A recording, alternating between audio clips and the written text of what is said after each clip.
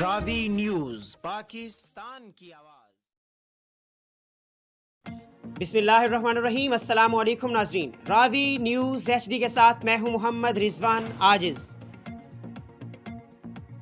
SSC patrolling Faisal آباد region Chaudhry فاروق احمد ہندل کی ہدایت پر موبائل ایجوکیشن یونٹ فیصل آباد کی ٹیم نے تحصیل تاندلیاں والا کا دورہ کیا۔ اس دوران تاندلیاں والا کے مختلف ٹیکسی سٹینڈز، رکشہ سٹینڈز، بس سٹینڈز اور ہائی ویز پر road safety walk, road shows اور کیمپس کا انعقاد کیا گیا، جبکہ روڈ سیفٹی اور ٹریفک رولز کے متعلق آگاہی واک کا بھی انعقاد کیا گیا۔ Incharge mobile education unit sub inspector Rizwan Bhatti نے شہریوں کو لیکچر دیتے ہوئے ڈرائیور حضرات اور شہریوں کو روڈ مارکنگ، لین اور لائن ڈسپلن اور دوران ڈرائیونگ موبائل فون کے استعمال کے نقصانات کے متعلق بتایا اور ہیلمٹ اور بیک ویو میرر کی افادیت کے بارے میں بھی تفصیلاً بریف کیا۔ ڈرائیورز اور شہریوں کو گاڑیوں کے درمیان مناسب فاصلہ رکھنے اور چھوٹی گاڑیوں کے ساتھ روڈ شیئر کرنے کا بھی کہتے ہوئے ایمبولینس کو راستہ دینے کی بھی ہدایت کی گئی۔ دھند میں جب حد نگاہ 50 میٹر سے 100 میٹر تک رہ جائے تو یہ جان لیں کہ دھند کا آغاز ہو چکا ہے۔ اس طرح جب حد نگاہ 50 میٹر تک رہ جائے تو اس کا مطلب ہے کہ دھند شدید ہو چکی ہے،